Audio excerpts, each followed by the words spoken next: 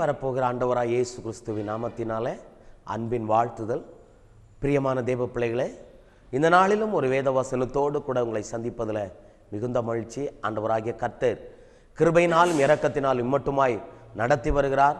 அவருடைய கிருபை பெரியது, அவருடைய இரக்கம் பெரியது, அவருடைய தயவு பெரியதாய் இருக்கிறது. ஆகையினால அவருடைய கிருபையில் நாம் வாழ்ந்து ஜீவிக்கும் போது நிச்சயமாக அவர் நம்மை ஆசீர்வதிப்பார்.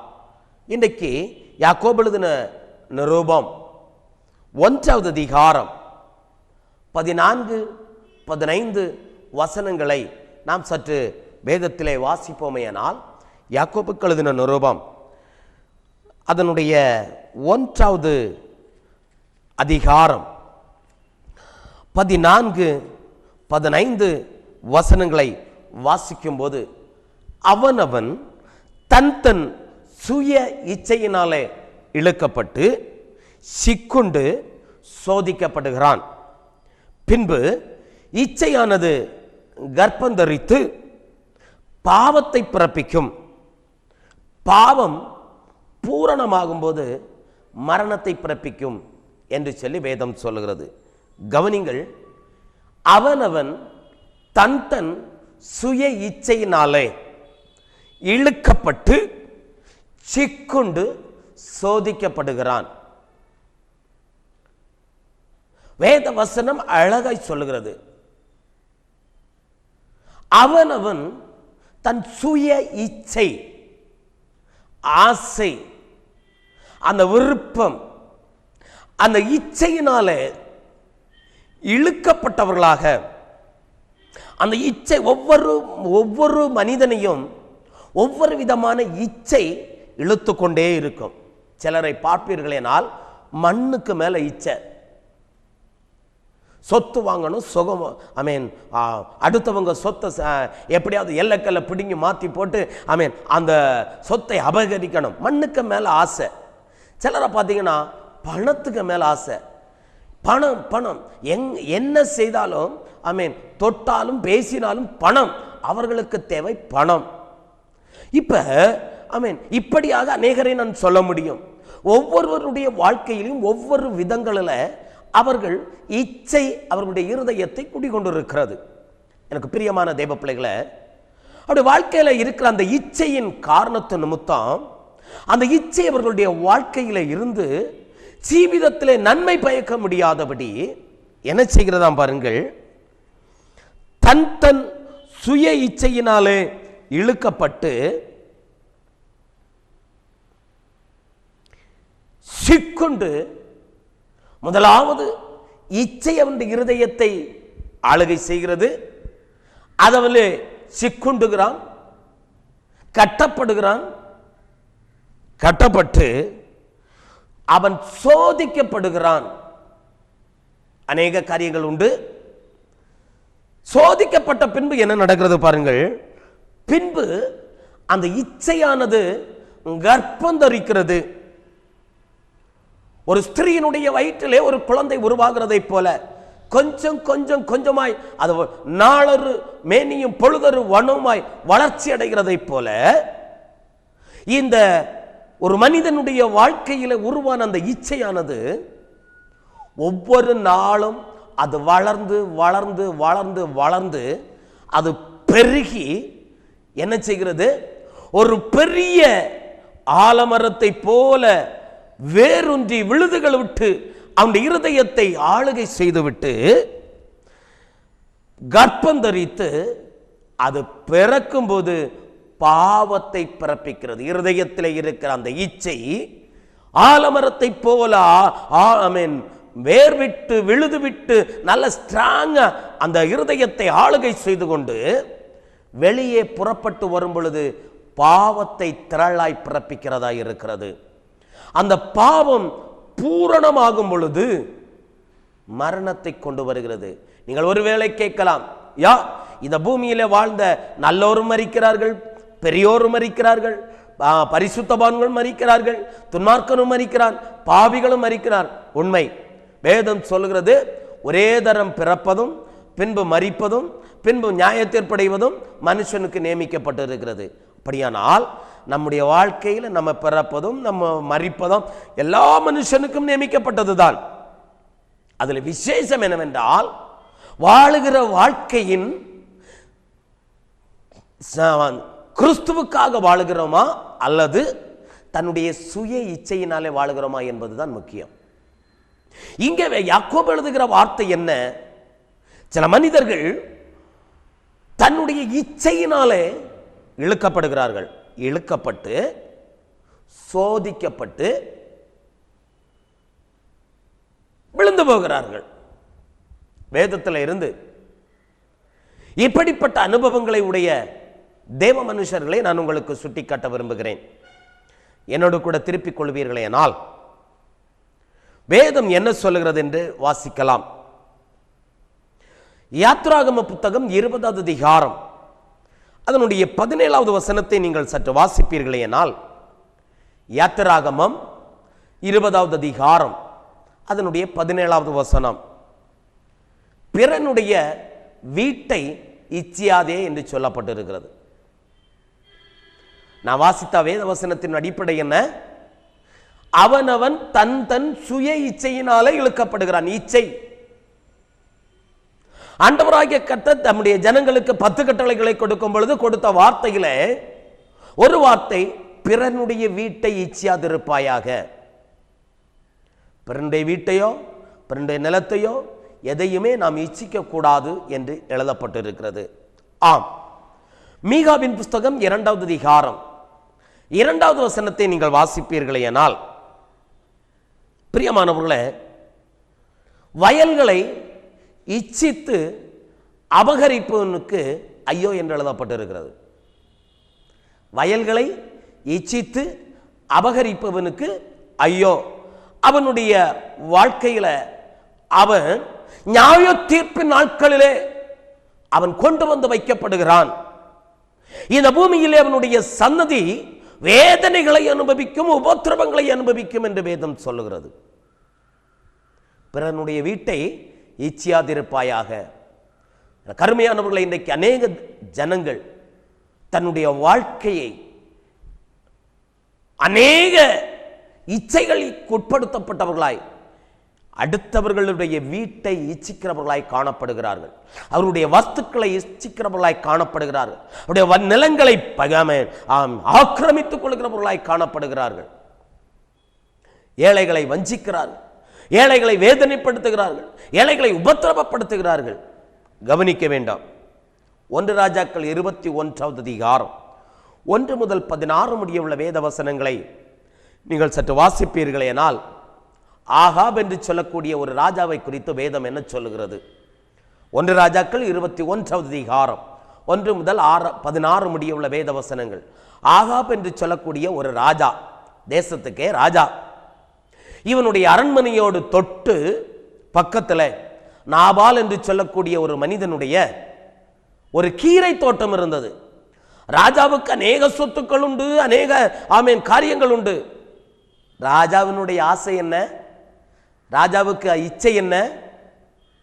தனக்கு எல்லாம் நிறைவாய் இருந்த பொழுதும் அந்த கீரை தோட்டத்துக்கு மேல ஒரு ஆசை, அந்த கீரை தோட்டத்தின் மேல ஒரு பற்று, அந்த கீரை தோட்டத்துக்கு மேல ஒரு இச்சை.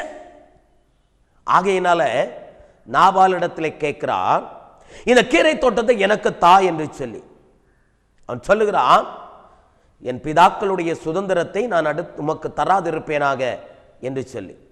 இந்த வார்த்தை அவனுடைய இருதயத்தை வேதனைப்படுத்திற்று.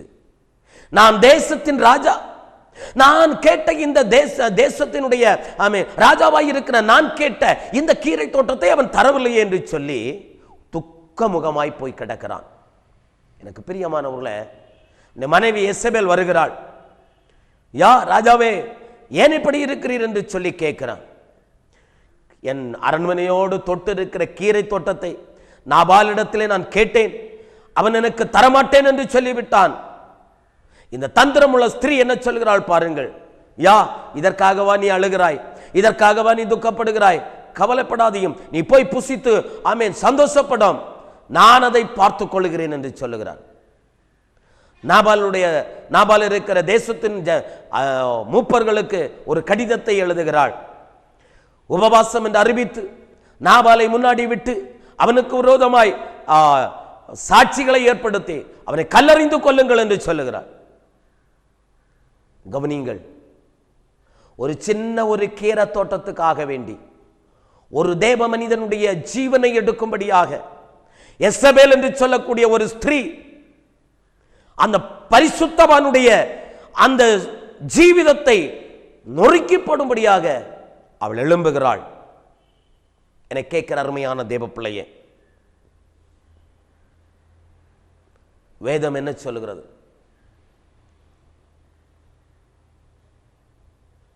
உருவாக்கினார்கள், உபவாசத்தை கூட்டினார்கள், சபை கூட்டப்பட்டது. சபை கூட்டப்பட்டு நாபோத்தை கொண்டு வந்து முன்பாக நிறுத்தி அவனுக்கு விரோதமாய் பேலியாளுடைய மக்களை ஏற்படுத்தி அவனுக்கு விரோதமாய் சாட்சி சொன்னார்கள். நாபோத் தவறு செய்தான் என்று சொல்லி கல்லறிந்து கொண்டார்கள். என் ஆண்டவராகிய கர்த்தர் தீர்க்கதரிசியினிடத்திலே சொல்லுகிறார், போ, ஆகாபை பார்த்து சொல், நாபோத்தினுடைய ரத்தத்தை நக்கின இடத்துல உன்னுடைய ரத்தத்தையும் நாய்கள் நக்கும் என்று சொல்லு என்று சொன்னான். அதிர்ந்து போனான் ராஜா. பிரியமான தேவ பிள்ளைகளே, வேதத்தை நீங்கள் சற்று வாசிப்பீர்களேனால் 21வது அதிகாரம் 19வது வசனம் சொல்லுகிறது, நாபோத் ரத்தம் நக்கின இடத்திலே ஆகாபினுடைய ரத்தத்தை ஆமென் நாய்கள் நக்கும். 21வது அதிகாரம் 23வது வசனம் சொல்லுகிறது, எசபேலை நாய்கள் தின்னும் என்று சொல்லுகிறார். ஆம், ஒரு சின்ன ஒரு கீரை தோட்டத்தை அபகரித்துக் கொள்ளும்படியாக அவனுக்குண்டான அந்த ஈச்சை, அவனுக்குண்டான அந்த ஆசை, அவனுக்கு மேலிருந்து அவனுடைய ஆமென் அந்த கீரை தோட்டத்தின் மேலிருந்து அவனுடைய பற்று என்ன நடந்தது? கொலை செய்கிற அளவுக்கு எழும்பினதினால தேவனாகிய கர்த்தர் அந்த குடும்பத்தை அழிக்கும்படியாய் இறங்கி வருகிறார். நடந்தது என்ன? 22வது அதிகாரம் 1 ராஜாக்கள் 22வது அதிகாரம் 38வது வசனத்தை வாசித்து பாருங்கள். பிரியமான தேவ பிள்ளைகளே, ஒரு யுத்தத்தில் ஏதேச்சையாய் வந்த ஒரு அம்பு ஆகாபினுடைய சரீரத்தை தொலைத்து போட்டது. சாயங்காலம் மட்டும் ரதத்திலே நின்று அவன் மரித்து போனான். அவனை அடக்கம் பண்ணிவிட்டு அவனுடைய ரத்தத்தை குளத்திலே கழுவும் பொழுது அந்த ரத்தத்தை நாய்கள் நக்கிற்று. தேவனுடைய வார்த்தை அப்படியே நிறைவேறிற்று. ஒரு நீதிமானுடைய இரத்தப்பழி அந்த குடும்பத்தை எப்படி அழிக்கிறது பாருங்கள். 2 ராஜாக்கள் 9வது அதிகாரத்தை நீங்கள் சற்று திருப்பிக் கொள்வீர்களேனால் 30 முதல் 37 வரை உள்ள வசனங்களை நீங்கள் வாசித்து பாருங்கள். பிரியமான தேவ பிள்ளையே, எசபேலை நாய்கள் தின்று போட்டது. 9வது அதிகாரம் 2 ராஜாக்கள் 9வது அதிகாரம் 35வது வசனம் சொல்லுகிறது, அவளுடைய தலைவோடு அவளுடைய கால்கள் அவருடைய உள்ளங்கையை தவிர வேறு ஒரு உறுப்பும் இல்லாதபடி நாய்கள் சகலவற்றையும் தின்று போட்டது என்று சொல்லப்பட்டிருக்கிறது. காரணம் என்ன? இந்த குடும்பம் அழிந்து போக காரணம் என்ன? இச்சை. பிறனுடைய வீட்டை ஈச்சிக்கிறது, பிறனுடைய சொத்துக்களை அபகரிக்கிற இந்த இச்சையினால இந்த குடும்பம் அழிந்து போனது. என்னை கேட்கிற அருமையான தேவ பிள்ளையே, உன் இச்சை, உன் வாலிப வயது நீச்சை உன் குடும்பத்தை அழித்துக் கொண்டிருக்கலாம். இன்றைக்கு மனம் திரும்பு. நீ மனம் திரும்பி தேவ சமூகத்தில், ஆண்டவரே, நான் செய்தது பாவம், நான் செய்தது அக்கிரமம், என் இச்சையினாலே நான் இந்த அனுபவம், இந்த பாவத்தை நான் சுமந்து கொண்டிருக்கிறேன், இதிலிருந்து எனக்கு ஒரு விடுதலையை தாரும் என்று கேட்கும் பொழுது என் ஆண்டவராகிய கர்த்தர் உன்னை விடுதலையாக்க அவர் வல்லமை உடையவராய் இருக்கிறார். 2வது இச்சையினாலே வந்த ஒரு காரியத்தை நான் உங்களுக்கு சுட்டி காட்ட விரும்புகிறேன். உபாகமத்தின் புஸ்தகம் 5வது அதிகாரம் 21வது வசனத்தை வாசித்து பாருங்கள். வேதம் என்ன சொல்லுகிறது? பிறனுடைய மனைவியை இச்சியாதே என்று சொல்லப்பட்டிருக்கிறது. கவனிங்கள் தேவ பிள்ளைகளே, இன்னைக்கு தேசத்தை நாம் எடுத்து பார்க்கும் பொழுது பாவம் நிறைந்து இருக்கிறது. பத்திரிகையை நீங்கள் வாசிப்பீர்களேயானால் செய்திகளை நீங்கள் பார்ப்பீர்களே ஆனால், இன்னாருடைய மனைவி இன்னாரை கொண்டு போனார், இன்னாருடைய மனைவி இன்னாரை விட்டு போயிட்டார், இப்படியே தான் பலவிதமான பேச முடியாத, எண்ண முடியாத, சிந்திக்க முடியாத காரியங்கள் தேசத்திலே நடந்து கொண்டிருக்கிறது. காரணம் என்ன? மாமிச பசி, இச்சை. அந்த இச்சையினால அநேகருடைய குடும்பங்கள் அழிந்து கொண்டிருக்கிறது. நீங்கள் பத்திரிகைகளில் கூட அநேக சம்பவங்களை வாசித்திருப்பீர்கள். பிள்ளைகளை கொலை செய்கிறார்கள், புருஷனை கொலை செய்கிறார், புருஷன் மனைவியை கொலை செய்கிறான், பிள்ளைகளை கொலை செய்கிறான், பிள்ளைகள் பெற்றோரை கொலை செய்கிறார்கள், பெற்றோர் பிள்ளைகளை கொலை செய்து விடுகிறார்கள், உறவுகளை கொலை செய்கிறார்கள். ஏன்? தன்னுடைய மாமிச இச்சையை நிறைவேற்றும்படியாக, அந்த மாமிச இச்சைக்கு இடம் கொடுத்து பிறனுடைய மனைவியை இச்சித்து எடுத்துக்கொள்ளும்படியாக பிரயாசப்படுகிறார்கள். என்னை கேட்கிற அருமையான தேவ பிள்ளைகளை, கர்த்தர் இதை அனுமதிக்கவில்லை. என் ஆண்டவராகிய கர்த்தருடைய வார்த்தை தெளிவாய் சொல்கிறது, நீ பிறனுடைய மனைவியை ஈச்சியாதிருப்பாயாக. அந்த இச்சை உன்னுடைய வாழ்க்கையில் வேதனைகளை கொண்டு வரும். ஆமென். 2 தீமோத்தேயு 2வது அதிகாரம் 22வது வசனத்தை வாசித்து பாருங்கள். பாலியத்துக்குரிய இச்சைகளுக்கு விலகி ஓடு என்று சொல்லி அப்போஸ்தலனாகிய பவுல் தீமோத்தேயுக்கு எழுதும் பொழுது எழுதுகிறார். பாலியத்துக்குரிய இச்சைகள், விபச்சாரங்கள், வேசித்தனங்கள், பாவம் நெருங்கி வரும். யோசேப்பை பாருங்கள், யோசேப்பை பாவம் நெருங்கி வந்தது. பாவத்தை தேடி யோசேப்பு போகவில்லை, யோசேப்பை தேடி பாவம் வந்தது. என்ன செய்தான்? அவன் சொன்னான், இவ்வளவு பெரிய பொல்லாப்பை கர்த்தருக்கு விரோதமாய் செய்வது எப்படி என்று கேட்டுவிட்டு பாவத்தை விட்டுவிட்டு வஸ்திரத்தை உதறி தள்ளிவிட்டு, நான் நிர்வாணமாய் இருந்தாலும் பரவாயில்லை என்று சொல்லி தன் வஸ்திரத்தை, சால்வையை உதறி தள்ளிவிட்டு பாவத்தை தேடாதபடி ஓடினான். இன்றைக்கோ பாவத்தை தேடி ஓடுகிற அநேகர் இருக்கிறார்கள். விசுவாச பிள்ளைகள் கூட, கர்த்தரை ஆராதிக்கிற பிள்ளைகள் கூட இன்னைக்கு கர்த்தரை தேடி ஓடுகிறார்கள். என்னை கேட்கிற தேவ பிள்ளையே, என்னை கேட்கிற அருமையான விசுவாச குடும்பமே, நீ பாலியத்துக்குரிய இச்சைகளை தேடி ஓடுவாயனால் உன்னுடைய வாழ்க்கையில உபத்திரவங்கள் வரும், வாழ்க்கையில மேன்மை இல்லை. ஆமென். மத்தேயு 5வது அதிகாரம் 28வது வசனம் என்ன சொல்லுகிறது? ஒரு ஸ்திரீயை இச்சையோடு பார்க்கும் பொழுதே அவளோடு நீ விபச்சாரம் செய்தாயிற்று, ஆகையினால் விபச்சாரம் என்பது தேவனுக்கு விரோதமான பாவம். எப்படி? ஒரு ஸ்திரீயை நீ இச்சையோடு, அவளுடைய அழகை ரசித்து இச்சையோடு நீ அவளை பார்க்கும் பொழுது அவளோடு நீ விபச்சாரம் செய்தாயிற்று. அவ்வளவு பெரிய தீங்குக்கு நீ உடன்பட வேண்டுமா? இவ்வளவு பெரிய தீங்குக்கு நீ உடன்பட்டு நரகாக்கினைக்கு நீ உட்பட வேண்டுமா என்பதை சிந்தித்து பார்த்து, தேவனுடைய பிள்ளையே, நீ இந்த பாலியத்துக்குரிய இந்த தீமைகளை விட்டு நீ விலகி ஓடுவாயனால் கர்த்தர் உன்னை ஆசீர்வதிக்கிறவராய், உன்னை மேன்மைப்படுத்துகிறவராய் இருக்கிறார். நீதிமொழிகளின் புஸ்தகம் 6வது அதிகாரம் 25வது வசனம் சொல்கிறது, நீ உன்னுடைய இருதயத்திலே அவள் அழகை இச்சியாதே. இயேசு கிறிஸ்து சொல்லும் பொழுது சொன்னார், உன்னுடைய இருதயத்திலே ஒரு ஸ்திரீயை இச்சையோடு பார்த்தாலே பாவம் என்று சொல். நீதிமொழிகளின் புஸ்தகத்தில் எழுதப்பட்டிருக்கிறது, நீ உன் இருதயத்தில் கூட அவள் அழகை இச்சியாதே என்று சொல்லப்பட்டிருக்கிறது.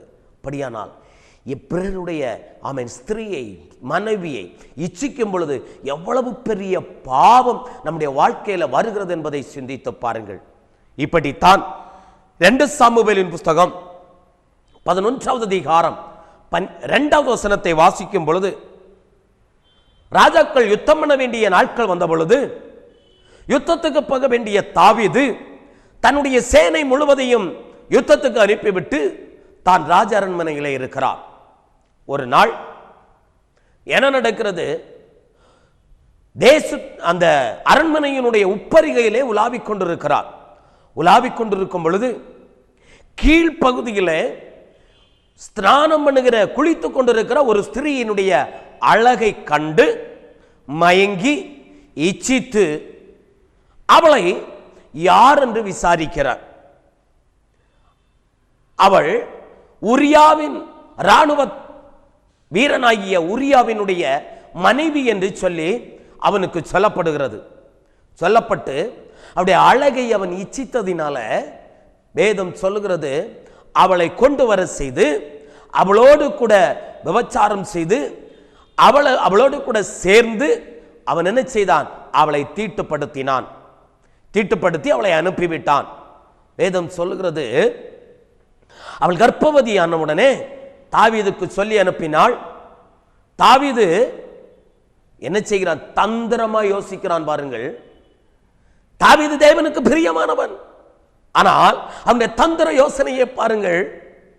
அவன் உரியாவை வரவழைத்து உரியாவை சொல்லுகிறான், நீ களைப்போடு பிரயாணத்திலிருந்து வந்தவன் அல்லவா, யுத்தத்திலிருந்து வந்தவன் அல்லவா, நீ உன் மனைவியோடு சேர்ந்து என்று சொல்லி அவனை முன்னாடி அனுப்பிட்டு அவனுக்கு பின்பாக காணிக்கையும் அனுப்புகிறான். அவனோ, என் சேனை, என் கூட்டாளிகள் யுத்தத்திலே இருக்கிறார்கள், நான் எப்படி என் மனைவியோடு சேர்ந்திருப்பது, மகிழ்ந்திருப்பது, சந்தோஷமாய் இருப்பது என்று சொல்லி ராஜ அரண்மனையிலே படுத்து கிடக்கிறான். பிரியமான தேவ பிள்ளைகளே, நடந்தது என்ன? அவனுடைய தேசப்பற்றை கண்டு உரியாவை யுத்தம் மும்முரமாய் நடக்கிற இடத்திலே முன்னணியத்திலே விட்டு அவனை கொலை செய்து விடு என்று சொல்லுகிறான். கொலை செய்து விட்டார்கள். கொலை செய்த பின்பு உரியாவின் மனைவியையும் அவன் எடுத்துக்கொண்டான். பச்சைவேளை. என கேட்கிற தேவ பிள்ளையே, வேதம் என்ன சொல்லுகிறது? பிறனுடைய மனைவியை ஈச்சியாது இருப்பாயா? தாவீதுடைய வாழ்க்கையை பாருங்க. தாவீதுடைய வாழ்க்கையில் பிறனுடைய மனைவியை ஈச்சித்தது மாத்திரமல்ல, கொலை செய்யவும் அவன் தூண்டப்பட்டான். இதன் நிமித்தம் அந்த பிள்ளையை கர்த்தர் அடித்தார். அந்த பிள்ளை செத்து போனது, மரித்து போனது என்று சொல்லுகிறார். என கேட்கிற அருமையான விசுவாச குடும்பங்களே, என கேட்கிற அருமையான தேவனுடைய பிள்ளைகளே, வேதத்திலே வாசிக்கும் பொழுது இச்சை மனிதனுடைய வாழ்க்கையில வேதனைகளையும் உபத்திரவங்களையும் உண்டாக்கி அவனுடைய வாழ்க்கையில் ஆசீர்வாதங்களை பெற்று அனுபவிக்க முடியாதபடி தேவனுடைய அன்பை விட்டு கிருபையை விட்டு புறக்கணித்து விடும் என்பதிலே நீங்கள் எல்லளவும் மறந்து போக வேண்டாம். மூன்றாவதாக ஒரு காரியத்தை சொல்லி ஆமேன் நான் ஜெபிக்க விரும்புகிறேன். ரோமருக்கு எழுதின நிருபம் 1வது அதிகாரம் 23 முதல் 28 முடிய உள்ள வேத வசனங்களை வாசித்து பாருங்கள். இச்சையின் நிமித்தம், தேவ மனிதர்களுடைய இச்சைகளின் நிமித்தம் கர்த்தர் அவர்களுடைய இச்சை ரோகங்களுக்கு விட்டு கொடுத்தார். தேசத்திலே மகா பெரிய அழிவு, உபத்திரவம், பாடு, நுந்தனை, அவமானம் உண்டாயிற்று என்று சொல்லி வேதத்திலே வாசிக்கிறோம். அசுத்தத்திற்கு ஒப்பு கொடுத்தார், இழிவான இச்சை ரோகங்களுக்கு ஒப்பு கொடுத்தார், கேடான சிந்தனைகளுக்கு ஒப்பு கொடுத்தார் என்று வேதத்திலே வாசிக்கிறோம். என கேட்கிறவர்கள் அருமையான தேவ பிள்ளைய, நீ இச்சைக்கு இடம் கொடுப்பாவையானால் வாழ்க்கையில பிரச்சனைகள் உண்டு, வேதனைகள் உண்டு, உபத்திரவங்கள் உண்டு. தேவனாகிய கர்த்தரே தண்டனையை நியமித்து ஒப்பு கொடுப்பார் என்பதிலே நீ மறந்து போக வேண்டாம். அப்படியானால் என்ன செய்ய வேண்டும் என்று வேதம் சொல்லுகிறது என்று சொன்னால், ஆமேன், வேதத்தை நாம் சற்று வாசிக்கும் போது ஆமேன், கலாத்தியர் 5வது அதிகாரம் 24வது வசனம் சொல்கிறது, கிறிஸ்துவை உடையவர்கள் அவர்களுடைய மாமிச இச்சைகளை சிலுவையிலே அறைந்திருக்கிறார்கள். நீ சிலுவையிலே அறைய வேண்டும். மாமிச இச்சைகளை, மாமிசத்தினுடைய இச்சைகளை, உலகத்தின் இச்சைகளை, உலகத்தின் காரியங்களை ஆமென் சிலுவையிலே அறைய வேண்டும். எல்லாம் இயேசுவே என்று சொல்லி நீ கிறிஸ்துவை ஆமென் பற்றி கொள்ளும் பொழுது தேவனாகிய கர்த்தர் கிருபையினாலும் இரக்கத்தினாலும் ஆமென் முடிசூட்டி உங்களை ஆசீர்வதிப்பார். நாம் செபிக்கலாமா? எங்களை நேசிக்கிற நல்ல பிதாவே, இச்சை ஒரு மனிதனுடைய வாழ்க்கையில ஆமென் பலவிதமான உபத்திரவங்களையும் ஆமென் வேதனைகளையும் உண்டாக்கி தேவனுடைய அன்பை விட்டு, தேவனுடைய கிருபையை விட்டு, தேவனுடைய இரக்கத்தை விட்டு அழித்து விடும் என்று சொல்லி வேதத்திலே நாங்கள் வாசித்தோம் ஐயா. ஒரு பெரிய பிளவை உண்டாக்கிவிடும். ஏசாயா 59வது அதிகாரம் 1வது வசனத்திலே சொல்லப்பட்ட வார்த்தையின்படி உங்களுக்கும் ஆமென் கர்த்தருக்கும் நடுவே ஒரு பிளவு இருக்கிறது என்று சொன்னபடி இச்சை ஒரு மனிதனுடைய வாழ்க்கையில கர்த்தருக்கும் அவனுக்கும் நடுவே ஒரு பிளவை உண்டாக்கிவிடும். ஆகையினால ஆண்டவரே, அருமையான பிள்ளைகள் இந்த உலக பிரகாரமான இச்சைகள் எல்லாவற்றையும் விட்டு தேவனுக்கு பிரியமான ஒரு வாழ்க்கை வாழ ஆமென் தன்னுடைய ஆசை இச்சைகளை சிலுவையிலே அறைந்தவர்களாய் கிறிஸ்துவுக்காக தன்னை ஒப்பு கொடுக்கத்தக்கதாக ஆண்டவர் கிருபைதாரும் ஆசீர்வதியும் இயேசுவின் நாமத்தில் ஜெபிக்கிறேன் ஜீவனுள்ள நல்ல பிதாவே, ஆமென். பிரியமான தேவ பிள்ளையே, ஆசை இச்சைகளை விட்டு கிறிஸ்துவின் மேலே அன்பாய் கிருபையாய் வாழுங்கள். கர்த்தர் உங்களை ஆசீர்வதிப்பாராக. ஆமென். Praise the Lord.